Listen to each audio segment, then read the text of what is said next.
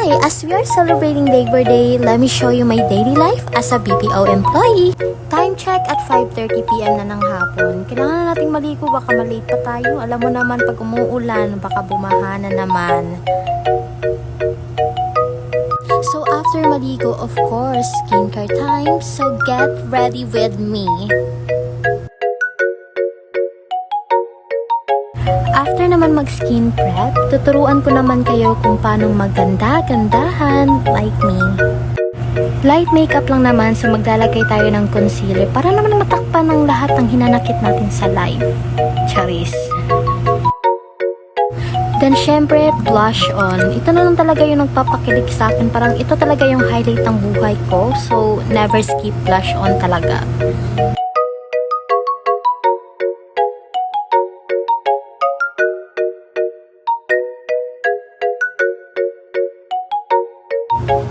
Oh, pak. Sige, sino ka dyan?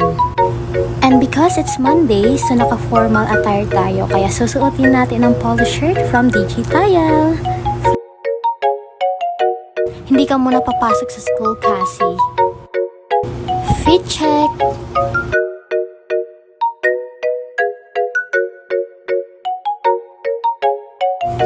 Pag kumakain naman, nanonood talaga ako ng mga short clips sa Reels or TikTok.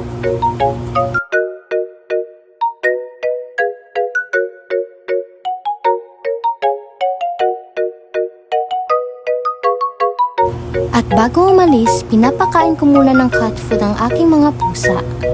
Around 7:10 PM, umalis na ako sa amin. Sa jeep kasi, puno dapat bago bumiyahe. Kaya mas better talaga na maaga. Mahirap na kasi kapag naabutan ng traffic, especially kapag umuulan. Baka baha na nga ngayon sa downtown area. 8:15 na makarating ako sa downtown. Mabuti naman at hindi masyadong traffic. 1 hour and 30 minutes talaga ang nilalaan ko pag nagko-commute para makasigurado na hindi malate. Usually, 30 to 45 minutes ang biyahe, lalo na't uso-uso jeep ang sinakyan mo. After 5 minutes na biyahe sa kayang tricycle, nakarating na din tayo sa 6-Eleven. Maaga pa naman kaya pumunta muna tayo sa Napum para mag-retouch. Alam niyo naman, sobrang mahangin sa jeep.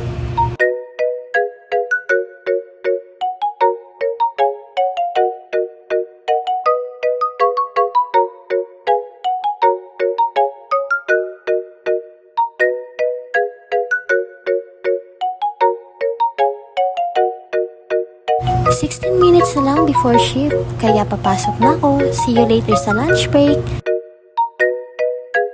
Lunch break na, tara samahan niyo ko bilhin yung current favorite food ko tuwing lunch break. Sobrang sarap ng pastil nila at sobrang sulit for 15 pesos only. Kaya bumili na ako ng 3 balot.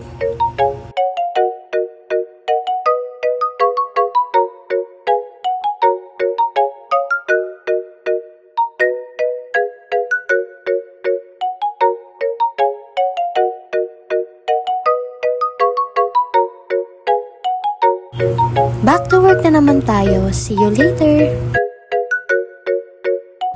EOS na. Kasama ko naman si Ate Ruth at Victoria pa uwi.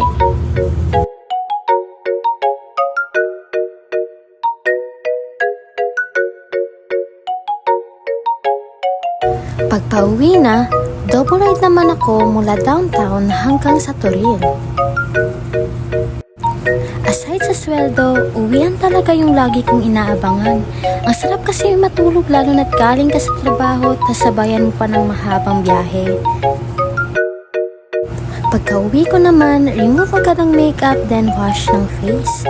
Skincare is life talaga.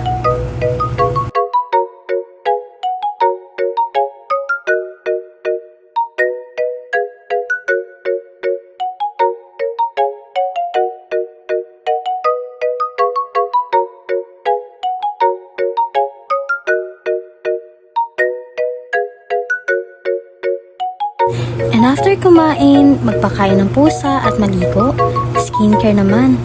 Tuwing day off na lang talaga ako nakakatulong sa gawaing bahay. Minsan kasi gusto ko na lang matulog agad pagka uwi. Tingin sa camera ha. Tingin sa camera.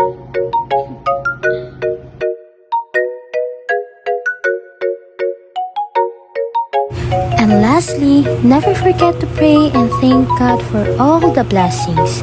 Hanggang dito na lang. Thank you for watching.